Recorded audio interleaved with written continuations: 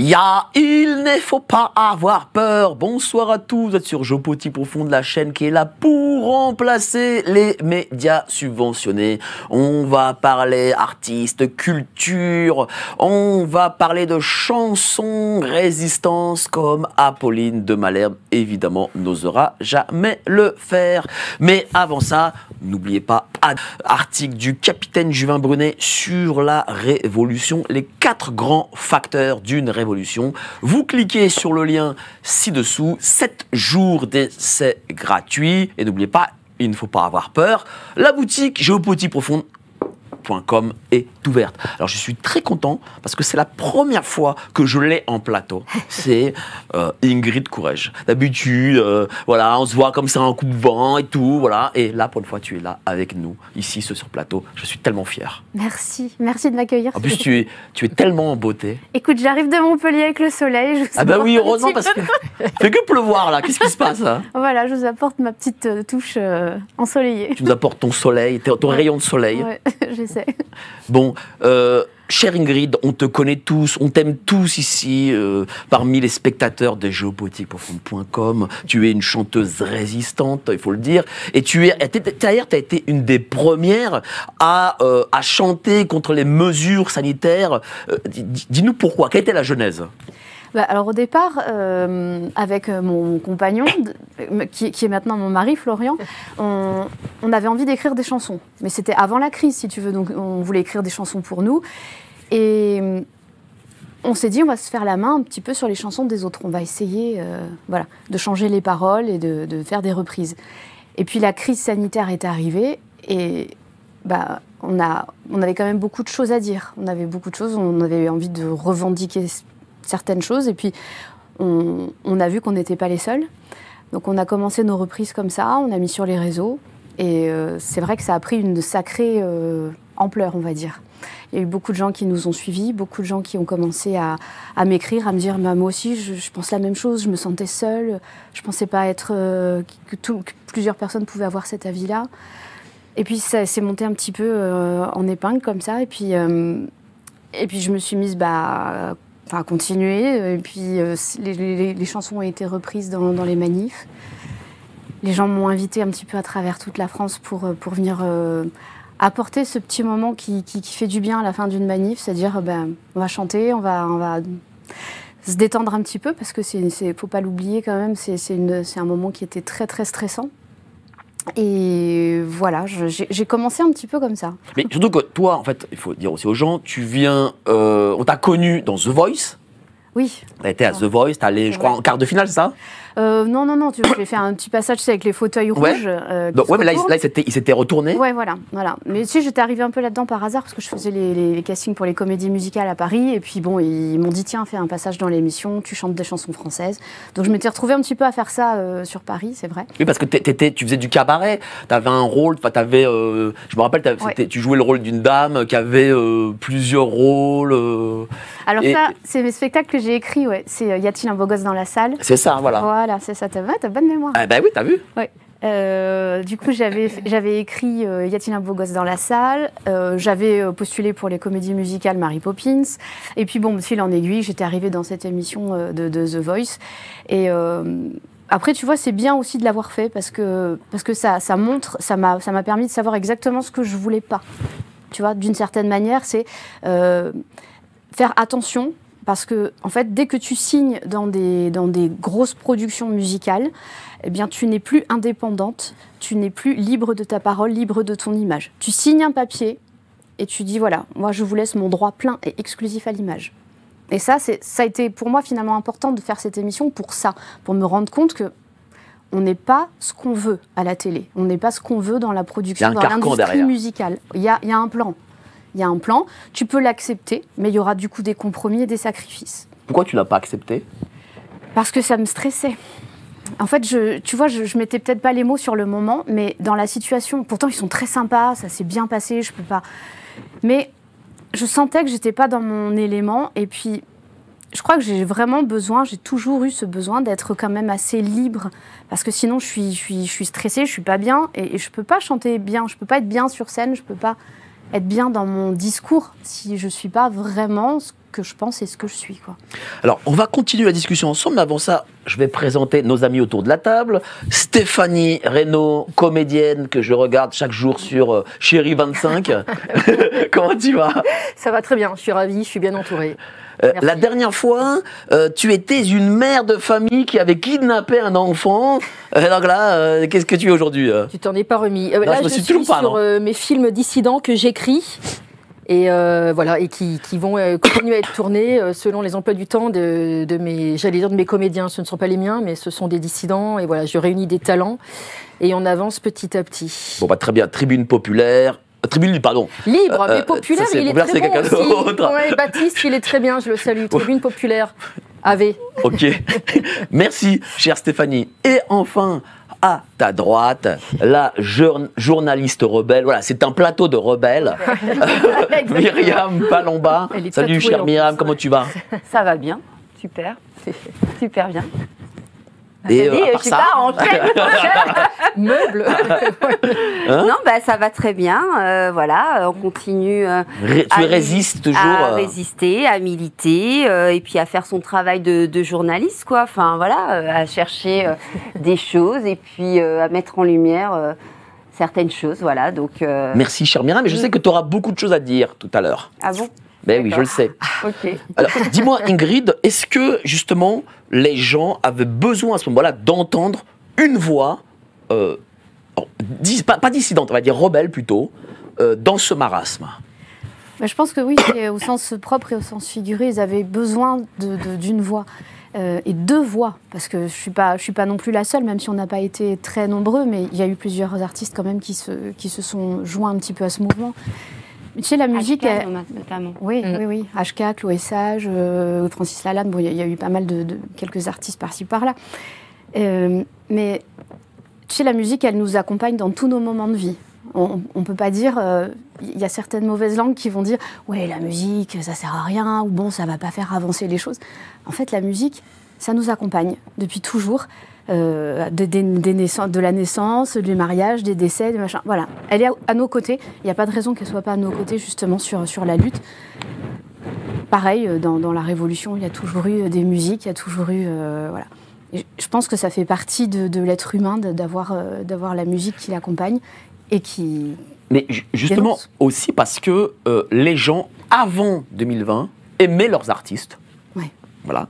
Et puis, j'ai l'impression que depuis 2020, lorsqu'ils ont vu l'attitude des grands artistes, enfin, quand je dis grands, c'est-à-dire ceux qu'on connaît, on va dire, Oui, populaires, ouais. eh ben, il y a comme une cassure. Je ne sais pas si tu le ressens. Oui, ça se ressent beaucoup.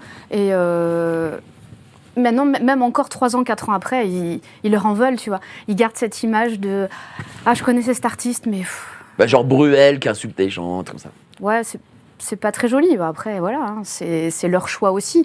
Peut-être qu'il y a des fans qui les félicitent d'avoir pris cet engagement. Oui, mais comment ça se fait que toi, voilà, tu passes dans The Voice, visiblement ils t'ont repéré, ils ont dit tiens, sur elle peut-être qu'on peut investir, et puis tu te dis ouais mais moi j'aime pas ce carcan, je suis plus quelqu'un de libre, et puis je vais chanter contre les mesures. Là, t'as quand même sacrifié quelque chose. Peut-être ou peut-être pas. Sur le moment, j'ai eu l'habitude de sacrifier des choses. Tu vois, quand j'étais soignante, j'ai sacrifié aussi. J'ai posé ma démission, j'ai dit non, je veux pas avoir un CDI, je veux pas faire des choses contre mes valeurs. J'ai besoin vraiment de faire des choses en conscience et de me dire, je suis heureuse dans ce que je fais, j'y crois, j'aime ce que je fais. Donc voilà, j'aime chanter. Je ne me voyais pas me taire dans toute cette crise. Donc pour moi, c'était important de le chanter, puisque c'est mon moyen de communication finalement. Parce qu'à l'oral, je ne suis pas toujours très, très juste. Et puis j'ai la pensée en arborescence, là, j'arrête pas de parler et de digresser. Donc la musique, au moins, ça me concentre. Et puis est sortie ta reprise de Femme libérée, qui là a fait... oui, c'est un carton, quoi. Oui. Tu t'attendais à ça? Alors pas du tout, parce que tu sais, nous, en plus c'est au moment des premiers confinements et tout ça, tu t'imagines pas ce qu'il peut y avoir et ce qui va suivre. Donc nous, on fait des musiques, on se dit tiens, on va se faire un petit peu la main dessus, puis on va écrire quand même, parce que nous, on allait quand même manifester. Moi, j'étais quand même dans les gilets jaunes dès le début du mouvement. Donc bon, on avait quand même une petite tendance à... Voilà, moi, je commençais mon premier spectacle, Y a-t-il un beau gosse dans la salle, j'arrive en gilet jaune dans mon spectacle. Donc j'ai quand même eu toujours un petit peu ce côté, un petit peu contrepoids. Voilà, le système nous a quand même bien malmenés et ça, j'en étais déjà bien consciente. Après, Florian, lui, il s'y attendait un petit peu plus. Il me disait, allez, il faut qu'on s'exprime, il faut qu'il y ait des gens qui s'expriment. Donc, Femmes libérées, les reprises de Cookie Dingler, où je dis surtout ne la laisse pas tomber. Je parle de ta liberté, elle est précieuse. Et il faut vraiment la conserver, quoi. Ils t'ont contacté, Cookie Dingler ou... Ouais. Ouais. C'est le Ah oui, il l'a vu, il en a parlé. Ah, je sais Ouais. pas. Mais Qu'est-ce si. qu'ils t'ont dit? Tu sais que c'est le seul qui m'a écrit. C'est le seul de tous ceux que de toutes les chansons que j'ai pu reprendre. Il a kiffé. Il a kiffé. Voilà. Il m'a envoyé un petit message, il m'a dit merci pour ce que tu as fait avec Femmes libérées. J'adore. Mais justement, est-ce que la liberté, est-ce que on l'a laissé tomber? Il y a beaucoup de gens qui ont fait trop de compromis, je pense. Voilà. Il y a des gens comme nous, parce c'est instinctif, tu vois. Il y a une partie de la population, c'est instinctif. Elle a envie de défendre sa liberté, de défendre les droits, l'humanité, coûte que coûte. Ça, pour nous, il n'y a pas de doute. Mais oui, il y a quand même pas mal de gens qui ont fait des entorses aux droits fondamentaux et voilà, qui ont transigé avec... Parce que j'ai l'impression, tu vois, que en réalité, elle n'était pas si importante que ça pour la grande masse, la grande majorité des gens, leur liberté. Ouais, je pense qu'ils ne se rendent pas tout à fait compte. Ils ne se rendent pas compte parce qu'on vit quand même dans un système qui déjà nous empêche, nous brime beaucoup, nous prive déjà beaucoup de nos libertés, mais dans un truc très... tu le sens pas trop, tu vois. Et là, c'est devenu un petit peu plus concret à ce moment-là, mais on s'est déjà bien habitué. En fait, on est conditionné pour se lever le matin tôt, pour aller travailler, pour gagner sa vie. Donc, ouais. C'est pour ça que tu as abandonné ton poste d'infirmière à l'époque à l'hôpital pour te consacrer à l'artistique. Ouais. Bah, tu sais, j'étais manip radio. Donc, je faisais les radios, scanners, IRM. J'étais au cœur de l'hôpital, le cœur financier un petit peu, tu vois, de l'hôpital. Et moi, j'ai pas eu peur de sacrifier ça parce que finalement, je me rendais bien compte que j'étais pas heureuse, tu vois, et que je pouvais pas continuer de faire des choses qui étaient pas dans mes valeurs. Et ça c'est quelque chose qui me suit depuis toujours, depuis toute petite, je suis comme ça. Mais comment tu fais pour être comme ça? Parce que t'es fille d'un cavalier qui a été, je crois, champion olympique. Ouais. Je crois que c'est de saut d'obstacles, ça? Alors, concours complet, donc Voilà. dressage, saut d'obstacle et course. Ouais. Donc en plus, c'est quelque chose que j'imagine où il doit avoir une certaine forme de rigueur, de discipline, voilà. Ça n'a pas toujours été un modèle de... ouais, il s'est fait un petit peu remettre en Et place. toi, voilà, t'as le côté. Et toi, justement, t'es sorti de ça, quoi. Bah écoute, on peut être rigoureux et puis être un petit peu marginaux, être un petit peu en dehors voilà. J'ai pas envie d'être la personne qui revendique tout à tout prix, tu vois. Mais je trouve qu'il y a des choses qui sont très très importantes et là, ils ont touché à des droits fondamentaux, hein, c'est comme ça qu'on les a définis. Et donc, à la suite de ça, tu as fait un tour de France chez l'habitant, voilà, parce que tu avais un concept. Tiens, raconte-nous ce concept de concert. Ouais. Bah écoute, toutes ces chansons, elles sont bien plus sur les réseaux. Les gens m'invitaient pour venir chanter en manif. Et puis, à un moment donné, arrive le pass sanitaire. Le pass sanitaire, donc là, moi, je dis, écoute, moi, je suis désolée, mais je ne ferai pas mes concerts, je ne ferai pas mes spectacles avec le pass sanitaire. C'est-à-dire, je ne veux pas que les gens soient discriminés, soient triés, ni pour moi, ni pour eux. Et puis, il s'est trouvé que j'ai dit aux gens, écoutez, maintenant que vous me suivez, la seule chose pour contourner un peu la règle, c'est que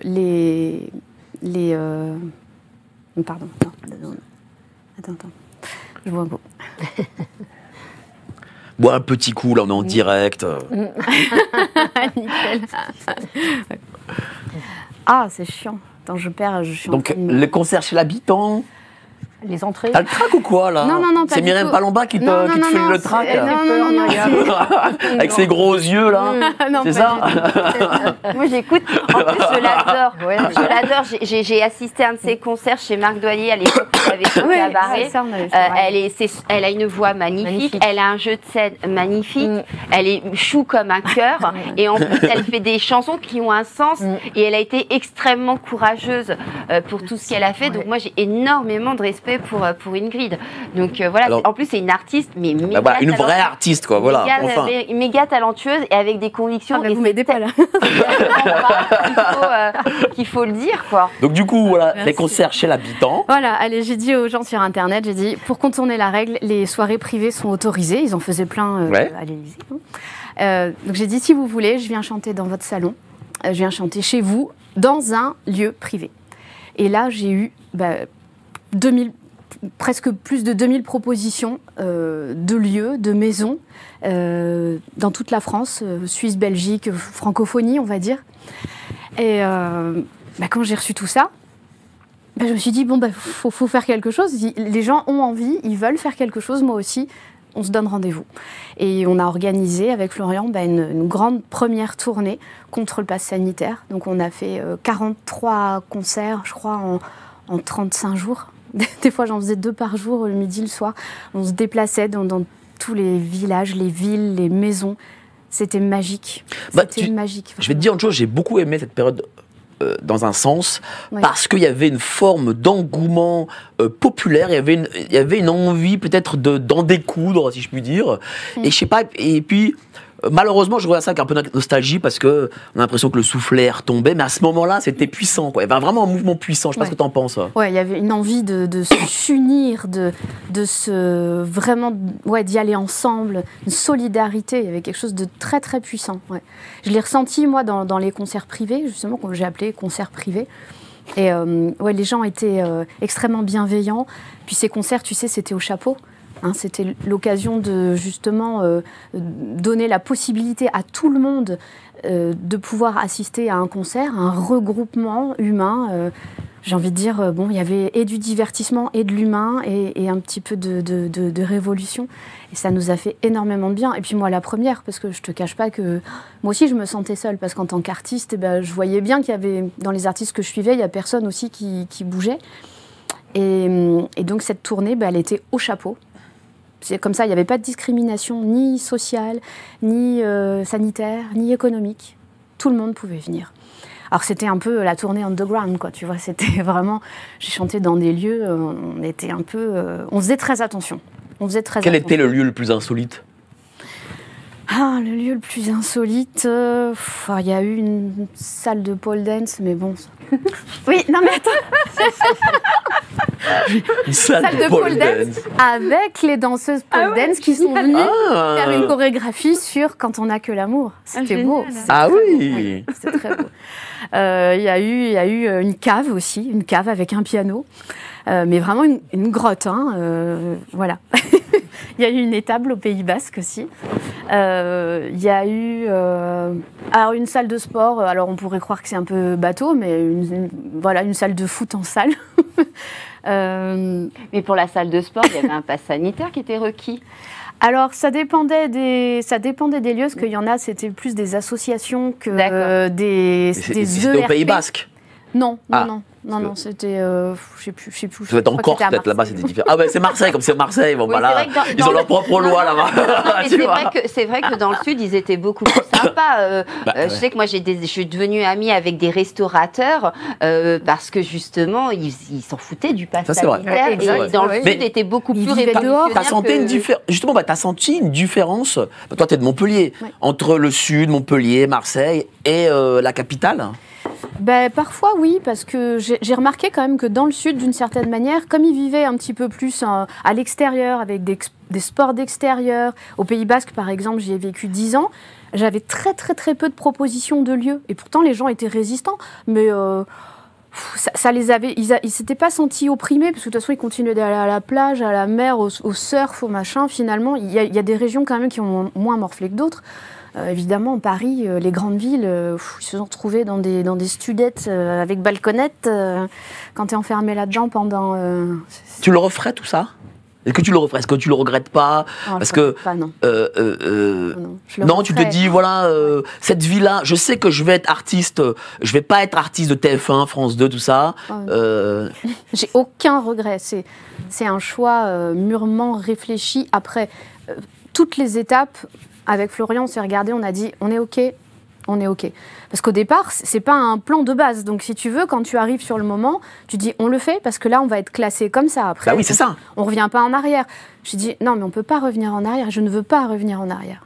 Je ne rachèterai pas tout ça. Non, non, c'est trop précieux, c'est beau. Les gens qui me suivent aujourd'hui me suivent et approuvent un art qui est vraiment libre et beau. Et ça, ça me représente. Et j'ai pas du tout envie d'être... Non, j'ai aucun regret. Vraiment, je ferai pas d'autre choix que celui-ci. Alerte Info. Géopolitique profonde prend sa place dans le paysage médiatique français. Bonsoir à tous, vous êtes sur Géopolitique profonde, la chaîne qui est là pour remplacer les médias subventionnés. On investit maintenant la rue. Et on veut vous entendre. Le gouvernement de M. Macron nous a obligés et nous a enfermés chez nous. Mais on a besoin de votre soutien. Alors cliquez sur le bouton j'aime pour nous soutenir.